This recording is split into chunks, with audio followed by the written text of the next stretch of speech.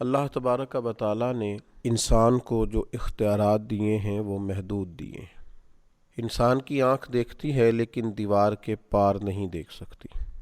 اس کے کان سنتے ہیں لیکن اگر آواز دیوار کے پیچھے سے آئے تو پھر نہیں سن پاتے۔ عام انسانوں کو اللہ تبارک و تعالیٰ نے محدود اعضاء اور ان کی حدود مقرر کر کے نعمتیں عطا فرمائی۔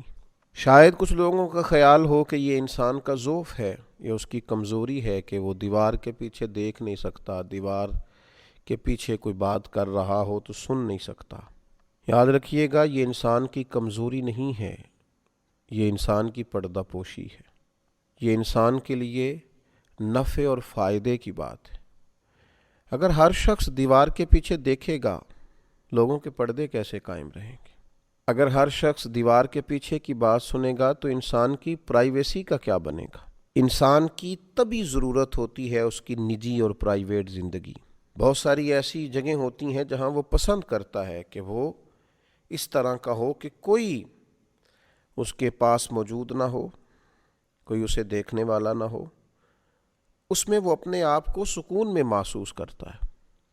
ہر وقت انسان کے لیے جلوت بہتر نہیں ہوتی، اسے خلوت کی بھی ضرورت ہوتی ہے، اور تنہائی میں اللہ تبارک و تعالیٰ نے بندے کو اطمینان عطا کیا ہوتا ہے، وہ مطمئن ہوتا ہے، آرام کی نیند لیتا ہے، آرام سے وہ اپنے اوقات کو گزارتا ہے۔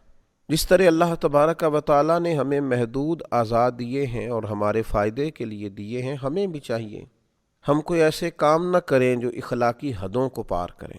آج بہت زیادہ شوق ہوتا ہے لوگوں کو پردوں کے پیچھے دیکھنے کا، اندر کی باتیں جانچنے کا۔ میں تمہیں بتاتا ہوں اصل بات کیا ہے، میں تمہیں ٹو لگا کے بتاتا ہوں، میرے پاس خاص بات، میں تمہیں بتاتا ہوں دراصل واقعہ کیا ہے۔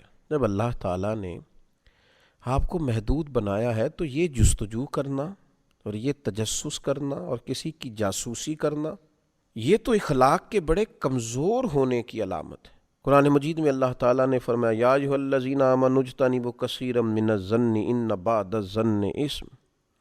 اے ایمان والو، بہت سارے گمانوں سے بچو، بے شک کوئی گمان گناہ بھی ہیں، بعض گمان گناہ بھی ہیں۔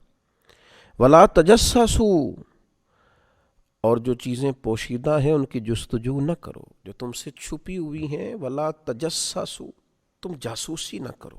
آپ کبھی ان لوگوں کو دیکھیں جن کا مزاج جاسوسی کرنے کا ہوتا ہے، ٹو میں پڑنے کا ہوتا ہے۔ آپ کبھی ان کی نفسیات دیکھیں، بیچارے ہو کس طرح کے جاتے ہیں۔ آپ ان لوگوں کی روحانی زندگی کا اندازہ کر سکتے ہیں کہ کس قدر زیادہ وہ اتار چڑھاؤ کا شکار ہے، ذہنی کشمکش کا شکار ہے، فکری انتشار کا شکار، جو کسی کی جستجو میں ہے۔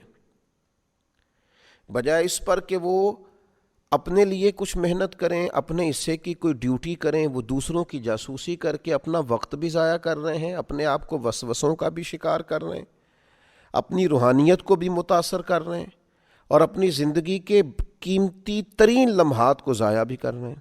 اور بعض لوگ بعض ایسی باتیں بھی چاہتے ہیں، ایسی باتوں پر بھی تبصرہ کرتے ہیں جو ان کی ذمہ داری نہیں ہے، جو ان کی ڈیوٹی نہیں ہے۔ چلیں بالفرض کسی کے عیب کی اطلاع ہو بھی گئی تو اس کے لیے تو صرف دو ہی باتیں ہیں، یہاں تو آپ جائیں گے اور بڑی حکمت اور دانائی کے ساتھ اس شخص کو تبلیغ کریں گے، اسے اکیلے میں مل کے اس برائی سے بچنے کا کہیں گے، یا دوسری بات یہ ہے کہ آپ اس کی ہدایت کے لیے اللہ کے حضور دعا کریں گے۔ یہ تنقید کرنا اور لوگوں کے سامنے اس کے اس عیب کو بیان کرنا، یہ تو کسی طور بھی قابل قبول چیز نہیں ہے۔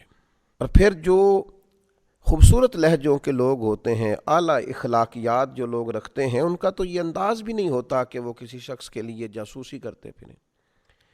وہ تو خوبصورتیاں تلاش کرتے ہیں، وہ تو اچھائیاں ڈھونڈتے ہیں، وہ تو خیر کے پیچھے۔ دو قسم کی مکھیاں آپ کو معاشرے میں ملیں گی۔ ایک شہد کی مکھی ہوتی ہے، ڈھونڈتی پھرتی ہے کوئی پھول کہیں مل جائے، اس پھول پر بیٹھتی ہے اور اس پھول سے فیض یاب ہوتی ہے، اور اس کے بعد جب وہ واپس لوٹتی ہے تو اپنے چھتے میں آ کے، اپنے گھر میں آ کے شہد بناتی، جس میں اللہ تعالیٰ نے شفا رکھی۔ اور ایک مکھی آپ کو ایسی بھی ملتی ہے جو گندگی پہ بیٹھتی ہے، کسی زخم پر بیٹھتی ہے، وہ پھر کرتی کیا ہے؟ وہ جہاں بیٹھتی ہے بیماریاں پھیلاتی ہے۔ اس لیے کہ جب وہ نکلی تھی، جب اس نے ارادہ کیا تھا تو اس وقت ہی منزلیں ہی الگ الگ تھیں۔ وہ تو نکلی تھی زخم ٹٹولنے، گندگی کو معاذ اللہ دیکھنے، بری چیزوں کو جب اس نے واپس آ کے چھوڑا ہے تو اس نے جراثیم چھوڑے ہیں، بیماری کو چھوڑا ہے، اور یہ نکلی تھی پھولوں کی تلاش میں۔ تو جو لوگ پھولوں کی تلاش میں نکلتے ہیں ان کو پھر شہد نصیب ہوتا ہے، لیکن اب کوئی شخص ساری زندگی اگاتا کانٹے رہے اور اسے نصیب پھول ہو جائیں، تمام عمر کے کانٹوں کی آبیاری پر عجیب شخص ہے، اب گلشن کی بات کرتا ہے۔ تو میرے عزیز، جاسوسی نہیں، عیب جوئی نہیں، ہمیشہ اس کشمکش میں رہنا کہ مجھے کسی کی غلطی کا پتہ چلے۔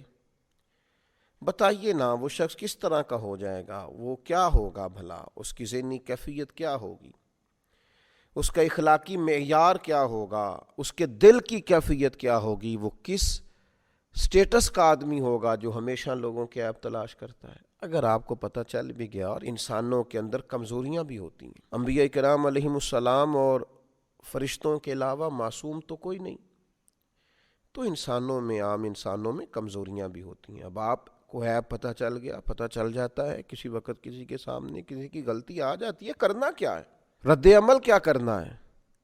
لوگوں کو بلا بلا کے ان کے کانوں میں باتیں کی جائیں، اس بات کو نشر کر دیا جائے، اس کا اظہار کرنا شروع کر دیا جائے، وہ کوشش کی جائے کسی نہ کسی طریقے سے پھیلا دی جائے معاذ اللہ؟ نہیں، رسول رحمت نبی اکرم صاحب خلق عظیم صلی اللہ تعالی علیہ وسلم نے ہمیں اس معاملے میں بھی حسین رہنمائی دی اور ہماری تربیت فرمائی۔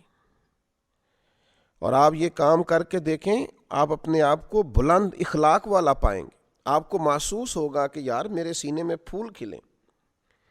اس کی عملی مشق کریں، آپ اندازہ کریں گے کہ آپ کے اندر، روح کے اندر تازگی کتنی پیدا ہوتی ہے۔ مسلم شریف کی حدیث، حضرت ابو ہریرہ رضی اللہ تعالی عنہ ارشاد فرماتے ہیں کہ نبی اکرم صلی اللہ تعالی علیہ وسلم نے ارشاد فرمایا، جو شخص دنیا میں کسی کے عیب کا پردہ رکھے گا، اللہ تبارک و تعالی قیامت کے دن اس کے عیب کا پردہ رکھے گا۔ اور یہ بات یاد رکھیے گا، جس کے قیامت میں پردے رکھ لیے گئے وہ بچ گیا۔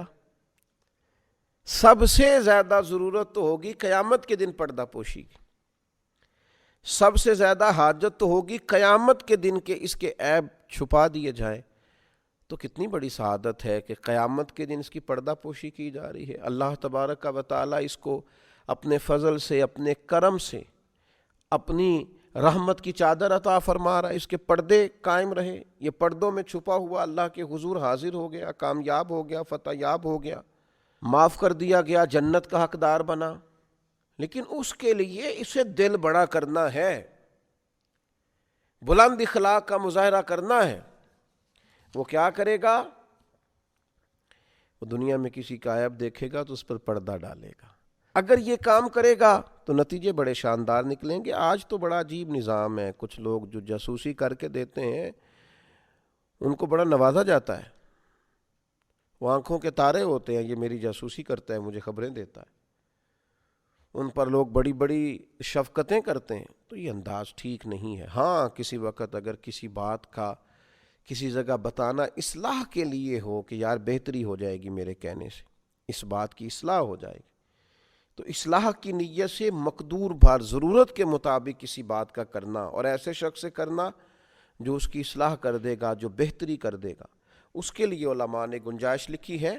اور نبی پاک علیہ السلام نے یہ بھی تنبیہ فرمائی ہے، فرمایا اگر تم اپنے کسی بھائی کا پردہ فاش کرو گے نا تو اللہ تعالیٰ بھی تمہارا پردہ فاش کر دے گا، اگرچہ تم گھر کے اندر بھی بیٹھے ہوئے تو رسوا کر دیے جاؤ گے، لہٰذا یہ کام نہ کرے۔ اور پھر ایک اور بات جو بڑی سمجھنے والی ہے اور قابل غور ہے کہ جناب بہت سارے لوگ لوگوں کی عیب جوئی کرتے ہیں، تو پہلے وہ یہ تو بتائیں کہ ان کے اندر کوئی عیب خود سے موجود نہیں ہے، خود اپنے آپ کو پاک، صاف، مسجع، مکفّا، پاکیزہ سمجھتے ہیں، بڑے بھولے بھالے، بڑے اللہ والے، ریاض آپ کو بس ہم ہی جانتے ہیں، اپنے آپ کو بڑا صاف ستھرا جانتے ہیں۔ دیکھیے، ایک انسان کے اپنے اندر کمزوریاں موجود ہیں، غلطیاں موجود ہیں، باوجود اس کے وہ لوگوں کے عیب تلاش کر رہا ہے۔ وہ خود گھٹنوں تک دھنسا ہوا ہے خطاؤں میں، اور پھر نیچے دھستا ہی چلا جا رہا ہے، نہ توبہ کر رہا ہے نہ اصلاح کر رہا ہے، لیکن لوگوں کی غلطیاں بیان کرتا ہے تو بڑے دھڑلے سے بیان کرتا ہے۔ اور ڈھیر سارے سوسائٹی میں لوگ آپ کو ملیں گے جو باتیں کر رہے ہوتے ہیں لیکن از خود بھی ان کے اندر بڑی کمزوریاں پائی جاتی ہیں۔ نبی اکرم صلی اللہ تعالیٰ علیہ وسلم نے ارشاد فرمایا، جب تم اپنے کسی ساتھی کے عیب ذکر کرنے کا ارادہ کرو نا تو پہلے اپنے عیبوں کو یاد کر لیا کرو، اپنے اوپر پہلے غور کر لو۔ برے بندے نو لبن ٹوریا تے جگ تے ملیا نہ کوئی، اپنے اندر چاتی پائی تے میتھوں برا نہ کوئی۔ تو اس لیے یہ جو اتنی کمزور اور کبھی عادت ہے لوگوں کے اندر کہ وہ پہلے عیب ڈھونڈتے ہیں، ٹو میں رہتے ہیں، جاسوسی کرتے ہیں، پھر اس کو آگے پھیلاتے ہیں، یہ مسلمان کے اخلاقیات تو اس کی بالکل اجازت نہیں دیتے۔ اللہ تعالیٰ سمجھنے کی توفیق عطا فرمائے۔